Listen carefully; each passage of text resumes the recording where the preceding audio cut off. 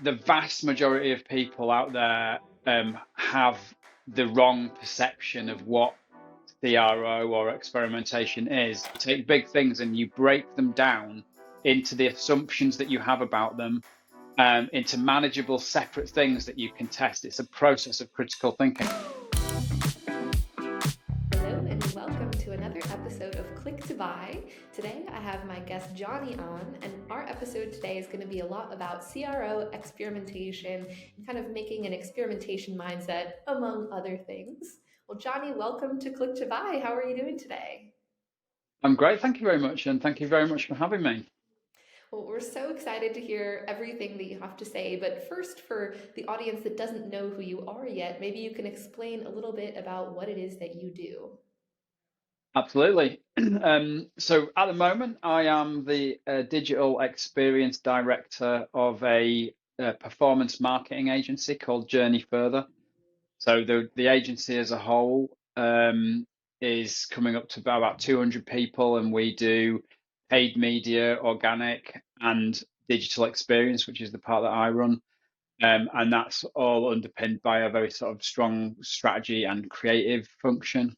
Um, the digital experience division, majority of what we do is retained experimentation program management for clients. So we run Mhm. CRO digital experimentation programs for a range of clients, a lot in e-commerce retail, but we've got clients in various other sectors like hospitality and lead generation. Nice. Um, yeah, and just a bit on my background. So I've been in digital experimentation since it was invented. So been doing it for just over 15 years now, I think. Along the way, I've run other agency teams. I've been a management consultant. I've also been in-house. So most notably, I built and ran one of the UK's sort of largest and most progressive in-house experimentation functions at Sky. Um, so yeah, that's me. Awesome. Well, thanks for the little intro. I think it'll be especially interesting to hear your takes because now you work with a lot of different brands, but previously also having worked in-house, you kind of have the experience on both sides of the coin, which I think is really helpful for, I know a lot of brands out there who are starting with CRO, they're making the decision, do we work with like an agency or do we hire in-house? So really interested for your hot take on that later. Yeah. But to start off, I always like to start with a little hot topic. So, this or that on different common like D2C CRO tactics.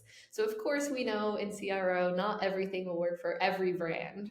But if you only could pick one of these tactics and you were working with an let's say one of your customers and giving them some advice on getting to know their customer, if you could only pick one, would you pick customer surveys versus customer interviews? Which would you pick and why? Um, Probably customer surveys, and only because for me, Mm-hmm. I think like with customer data, the sweet spot is the balance between quant and qual. So things like customer interviews and user testing is incredibly valuable for qualitative reasons, but you can't really recruit a lot of people. Um, Data analysis is the opposite. It's quantitative, but you get no qualitative insight from it. So surveys have quite a good balance of being able to capture relatively qualitative data, but from a Mm-hmm. significant number of people. So for that reason, I would say surveys. However, it completely depends on the objective. True. I like how you kind of explained that as well because you with the survey you can kind of get that little mix of quantitative, obviously the hard numbers, but maybe also some qualitative if you have some open questions. Nice. And let's do another one just to get us warmed up. So if you could only pick one, would you prefer on like a homepage a carousel on the top versus a well-designed static image? Um, Obviously, what I'm going to say is you should test that.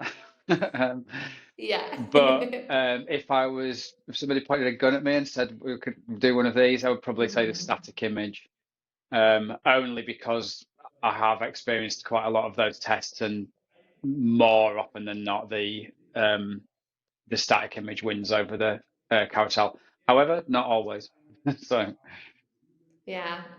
It's a good point. We actually, our last guest, Ruben, had a whole explanation as well about how, like, he would, different elements you should have on your page. For example, a lot of time you hear social proof, but he also recently ran an experiment where social proof actually detracted rather than helped as well because it was a distraction. So, as you said, testing, testing, testing is always important to validate any decision that you're Yeah, going to be making for your page. yeah. There is absolutely no such thing as a best practice. So you just never know Mm-hmm. how things are And going to kind of turn on out. that note, maybe if you had to give advice to other brands, how could you encourage them to create an experimentation culture? Yeah. So I mean, I answer this questions Mm-hmm. for brands a lot because I do quite a lot of consulting for businesses who want to build an experimentation culture. There's no sort of easy, quick answer to it, unfortunately. Like I have a model that I work through clients with, which I call the building blocks of Mm-hmm. experimentation, which is number one, you need a really good articulation of what you are trying to achieve that can be translated into a process of innovation via experimentation. The analogy I often use is if when we wanted to get man on the moon, that involved a lot of experiments around rocket propulsion, but there was that goal of getting somebody to the moon. So experimentation really only works in the context of an idea of where you're trying to go and what your strategy is. So that sort of innovation strategy is number one. Then what I would call an operating system. So, the second you start having ideas that come, for experiments that come out of that strategy, you are going to need to sort of organize things, prioritize things, manage the workflow, and that sort of stuff. Mm-hmm. And if you don't get that right from the start, you're not going to get very far. So that's effectively both a project management system of some Mm-hmm. description, but also your agreed ways of working and processes and how you do things, how you measure things and stuff like Mm, that. Um, first, I was going to say, I absolutely love your go- analogy about going to the moon. I think, like, kind of taking that a step further, we saw there were so many things that, like, were developed kind of by accident just by kind of striving for that sort of innovation. So I already think that's a great tip when you're thinking about kind of creating that mindset. Sorry, maybe I cut you off. Did you have a third kind of point to add there? no, no, yeah. Well, just Uh-huh. carrying on from Yeah. what you were saying, it's something I talk about quite a lot because the vast majority of people out there have the wrong perception of what CRO or experimentation is, through no fault of their own. There are, the way that it's been sold over the years has sort of created some quite strange practices around it and some quite strange perceptions. So most people, when they think of it, without realizing it, they will have quite a strange, twisted understanding of what it is. And what I always try and say to people is just forget everything that you ever thought about Mm-hmm. CRO for a minute and just think of it as like this, which is nothing great that's ever happened in the history of modern civilization has happened without the scientific method. Mm-hmm. All modern technological innovations, medical, and other sort of scientific innovations have come about as a result of the scientific method, and that is critical attitude, critical scientific modes of thinking, and an iterative process. And that's basically what it is. If you do it right, you're just trying to put that sort of culture and mindset into a business. For some Mm-hmm. reason, businesses have never thought like that. Like nobody ever thought, let's borrow this process from the guys who've done the most amazing things that have ever Mm-hmm. happened and try and like make our business follow the same path. Nobody ever does that for some reason. They just go, oh, we'll just guess and we'll just use our opinion because we know. Um, so that's really what experimentation is. So, like, I often use analogies from the world of science because that basically is what we're trying to do. We're trying to replicate that way of thinking in the business I world. love that. And maybe taking it just like a step further. So let's say someone is starting CRO now, they're starting to adopt this mindset. How can you make this CRO experimentation even more strategic? Like, how do you take it to that next level once you've already maybe started this base? Yeah, that's a great question and something that I talk about a lot at the Mm-hmm. moment.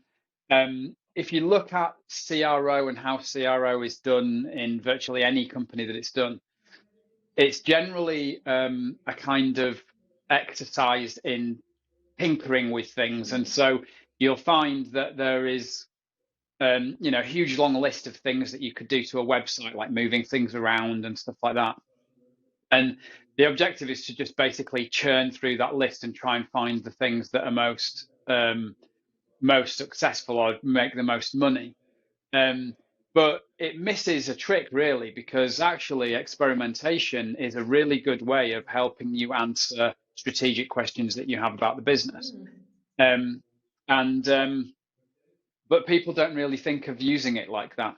So, you imagine businesses will have these sort of big things that they're grappling with, like, should we launch into new markets? Should we completely redesign the whole checkout? Should we fundamentally change our pricing and promotional strategy? Or should we change the proposition of the whole business or the product or something like Mm-hmm. that? And um, the traditional way of answering these questions is either just to sort of take a punt and guess and do it, or maybe to give somebody like McKinsey £500,000 and get them to come and give you an answer. Mm-hmm. But you don't need to. You can test these things. Like, it doesn't matter how big they are. You can test them if you approach it in the right way. And unfortunately, again, the history of CRO has sort of driven it towards this thing where it's seen as about tinkering around with basic elements of UX. But you can test anything. If you just approach it in the right way, you take big things and you break them down into the assumptions that you have about them, into manageable separate things that you can test. It's a process of critical thinking. It's exactly how science works. So, yeah, I personally very strongly believe that experimentation um, has a role to play in an area that it's not and has never really been used before, which is in that sort of area of more broad business innovation.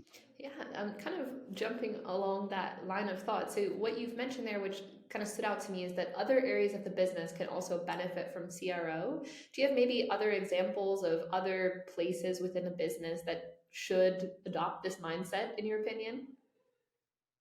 Yeah, I'll give you a concrete Uh-huh. example. So we have a client that is a quite a large physical retail store, but they also have a very strong online presence.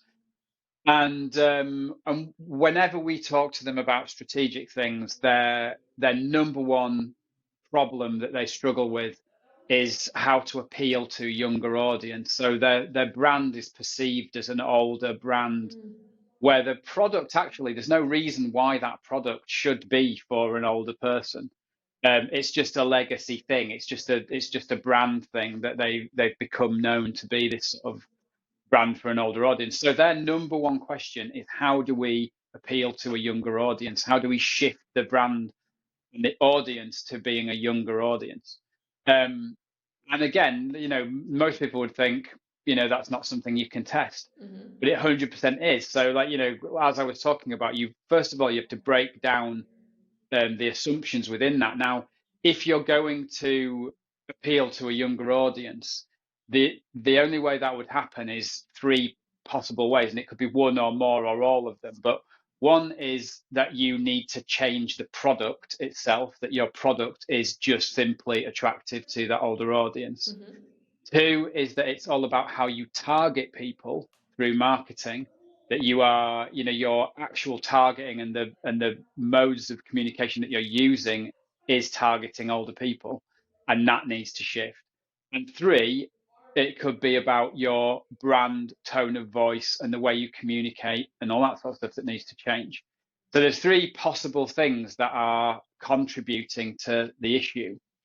And each one of those you can take as a hypothesis in and of itself and test it. So if you take something like the product, um, let's for example, you have landing pages, category landing pages within the website. Mm-hmm. You can very easily test fundamentally changing the nature of the products that are merchandised on those product pages to see what happens to conversion rates. And you can measure your experimentation against demographic audiences by using the demographic information that comes out of Google Analytics and things like that, or there will be other methods of doing that. So there's a test which is, ostensibly just a kind of a similar kind of CRO test. However, it is helping you answer that question as to whether products are the issue or not. Similarly, if you look at the targeting hypothesis, that becomes very easy to test within media itself. So you can test that sort of stuff within PPC, within social advertising, and that sort of stuff. And to come back and answer your original question, you can Mm-hmm. see here how your experimentation is now sitting across different parts of the business, not necessarily just in the UX of the website. And it's helping you to answer a bigger strategic question that you have about the business as a whole. And that Mm-hmm. same principle can apply to anything. Like there's no reason why you can't apply the principle of critical thinking and experimentation to things like supply chain or Mm-hmm. customer service or anything like that. I think that's a really, really profound kind of answer. Thank you for explaining everything, especially because I think what you said makes a lot of sense. Like, if the product is the problem, then that's why you're maybe not selling as much as you want, not because you haven't ran a certain experiment on X part of your UX. So, by incorporating this mindset, it sounds like you're saying across the business, all these strategic choices should probably have a little bit of a bigger impact on your overall strategy as a business itself. Yeah, absolutely. So again, it's about understanding Mm-hmm. the process of critical thinking and testing and investigation can be applied to the business as a whole, as opposed to just sort of tinkering around with small things. One of the issues I think is Mm-hmm. that people equate experimentation with A/B testing, i.e., with software. So, Mm-hmm. they if you ask somebody what they think CRO is or if they think experimentation is, they would instantly think of a piece of software that does A/B testing, and that makes them think of, you know, messing around with elements of UX. They don't think of it as actually a process and a way of doing business. And Mm-hmm. if you went into any sort of credible scientific institution or university and asked a scientist what they do, they would not say, "I do experimentation." They would tell you what they're trying to achieve, and they would tell you that they are a scientist, and they would tell you, what it is that drives them.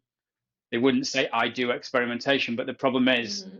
in the business world, even we're having this conversation now about experimentation, and I tend to Yes. say experimentation instead of CRO and things like that. But all of that is basically focusing everything on just a tool, effectively. Experimentation is a tool of the scientific method. Um, so Mm-hmm. I think the most important thing that businesses can do is to try not to think of the technical aspect of experimentation and try to think of how can we use evidence-based thinking and evidence-based processes to help us answer these questions that we have and achieve what we want and innovate the business. And experimentation might be one of the things that you would do, but there will be other things as well, like data analysis and other forms of validation and things like that. I think that's a really, really good point. So I work for Instant, and we're a tool for Shopify, stores on Shopify. And so when I'm writing a lot of blogs, I have this kind of same mindset. People want to know how to do XYZ to their landing page, but what they really want to know is, how do I sell better on Shopify? How do I sell better? So it's thinking about the big picture and realizing there's lots of different kind of tools in the toolkit, let's say, using kind of your analogy, and strategies and tactics they can use to approach that. So like you said, experimentation is one of them, but it's only kind of one piece of the puzzle. Yeah, and that principle, the principle that I'm talking about, Mm-hmm. applies across all areas of business, really. And it's a very Mm-hmm. unfortunate thing that a lot of people tend to view software and tools as the answer Mm-hmm. to problems, when they are only, I mean, sometimes they're a very important part of the answer to a problem, Sure. but they're never the whole answer. So, Yeah. if somebody's problem is, how do I sell better on Shopify? Mm-hmm. There's no way you can answer that question without understanding things about the nature of your product, the nature of the proposition, how it's resonating with Exactly. customers and things like that. And a tool might help you execute whatever the answer is to your problem, but there is no way that a tool is just going to magically help you answer that problem. So, and it's exactly the same in the field of experimentation. You have to have a really clear goal strategy. You have to understand what it is you're trying to achieve, such that Hmm. experimentation can help you do that. But it will never in and of itself be a panacea. Yeah, I think that's a really good point, and maybe kind of leaping off this discussion. So I think also when you're maybe trying to, let's say you're someone who is now more interested in experimentation, they've heard this podcast. I think a big part of that is convincing maybe people at an upper level that there's going to be a good ROI on doing these sorts of experiments. So I'm really curious, in your experience, how can you gauge the ROI of experimentation? Yeah, that's it's a a very sort of contentious area, I guess, because Yeah. it's very easy in theory to measure the ROI of experimentation. Hmm. So an A/B test is 50% of people saw this, 50% of people saw this, and you can Hmm. measure that the thing that you're testing has a 5% uplift in conversion rate. So it becomes Hmm. very easy to say, well, if that was true across a year, that would mean this amount of money for us. Um, and and everybody who does CRO does that. But once you start scratching the surface, that's quite problematic thing to do in a few different areas.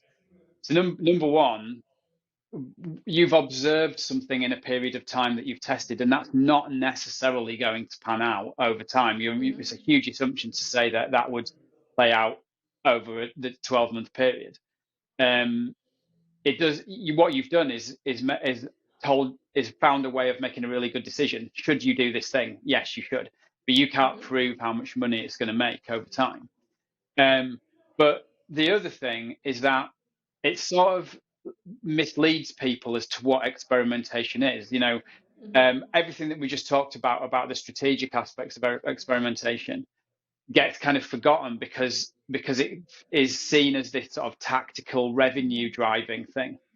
And it is, that's one of the important things that it does, but ultimately what it really is two things: risk management and innovation, R&D. And those are the most important ways that you can look at experimentation. And risk management, um, not only are you finding things that work, you are Hmm. not doing things that don't work. And in a way, that is can be more lucrative than trying to kind of find these winning tests with positive ROI revenue value. And one of the ways that I always try and explain to senior people the purpose of Hmm. experimentation and get them sort of fired up about it is by flipping the coin and showing them the risk inherent with the decisions that they're making. You can go to a sort of a Hmm. CEO and say, look, I did this test, it's going to make £100,000. And they may or may not believe you. If they don't believe you, they're not really losing anything. But if you go and say, see this thing that you have done, that you've Hmm. invested in, it doesn't work. And that is risk. That's the risk inherent with decision making. And that is ultimately what experimentation is. You are making better decisions about the things that you're investing in, and therefore having less risk in the business. And unfortunately, there is no neat way of calculating ROI of that. If risk management Hmm. in terms of financial risk management is famously problematic because it is very hard to measure the Yeah. ROI of, because if risk management is successful, nothing happens. Nothing bad Yeah. happens. So you don't know what would have happened had you not done it. That's So true. it's a similar kind of problematic area. So um, but we're getting to this sort of situation where we Hmm. appreciate that you're asking people to do something, you're asking people to invest in doing something, and they need to Hmm. see that. So the easiest way you can do that is to kind of calculate the ROI in the traditional way that I sense. But Hmm. very quickly, it's important to get people to understand the real mechanics of how it makes money. I have several videos that I've put out. on Loom and things like that about exactly that sort of problem. Yeah, well, definitely. If you want to send me those, I'll add them to the show notes in case anyone's interested in kind of diving deeper on that topic. I think it's quite interesting what you said about how positioning it as a risk management or risk assessment type of um, explanation as well. So you don't fall into the trap of just the traditional, as you said, CRO mindset that a lot of people think about before kind of considering all these elements we've spoken about today. A really simple way to understand Uh-huh. it. A couple of years ago, Harvard Business School teamed up with the A/B testing platform Optimizely, and they analyzed all of the historical data out of Optimizely. So thousands and thousands of tests that had been run by thousands of websites around the world. And they were looking at all this sort of nuanced statistical stuff, but the overarching stat that came out of it was that only 1 in 10 of those tests was able to prove whatever it was set out to prove. So that's thousands and Wow. thousands of things that people thought were a good idea, Yeah. changes that they were making to their website, content changes, functionality changes, and only 1 in 10 of them was actually able to demonstrate any benefit to the business. So the other way to look at that is that if you are not experimenting, 90% of your investment in content, web development, or effort of your people is a waste of time and money potentially. And that is why you do experimentation. You are avoiding a huge amount of wastage in your effort. So, and that is quite intangible to try and demonstrate the ROI of, but it is nevertheless Yeah. very, very real. And the second anyone starts running experiments, they will see this, because what they see is that the things that seem like they would work do not work. So Mm-hmm. you once you get to that point, you don't need to demonstrate ROI to anybody, because they'll see, Yeah. oh, we need to do this because our ideas are rubbish. Well, that's a great example. If I wasn't already pro experimentation, you would have had me convinced. I would love, maybe based on the last thing you said, you had some things which you would expect to work wouldn't work, or kind of vice versa. Maybe as we get near the end of this podcast, it would be fun to hear. Do you have any memorable experiments that you've run? Maybe something that worked differently than you would have hypothesized? Oh, hundreds and hundreds, yeah, yeah, lots. If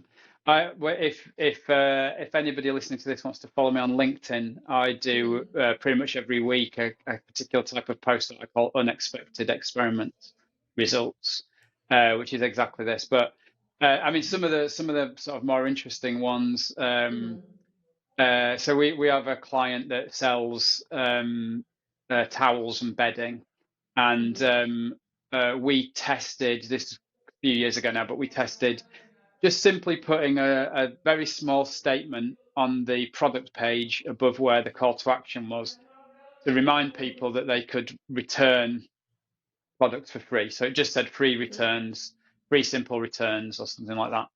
Mm-hmm. And the thinking is that, when you're buying towels, particularly, people like to feel the towels. And so they probably worry about buying things online.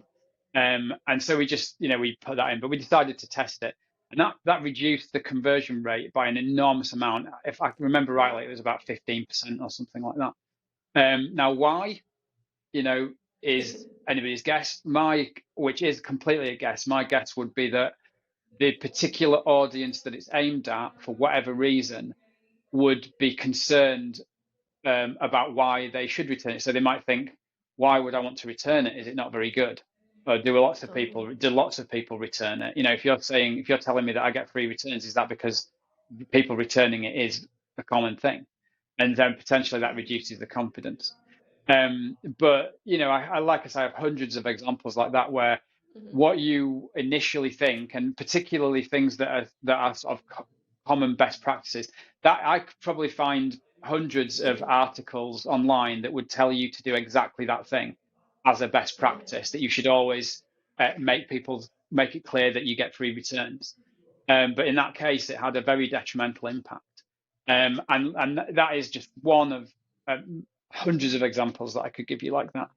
So you never Well, ever know. You just never know how people are going to respond to things.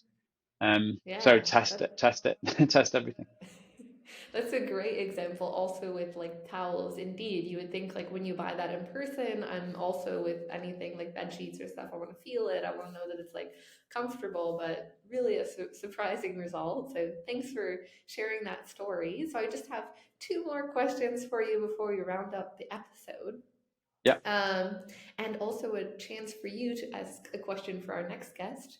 So I always ask all of our guests, what is something that you think most businesses get wrong when it comes to their customer journey? If you could pick just one thing.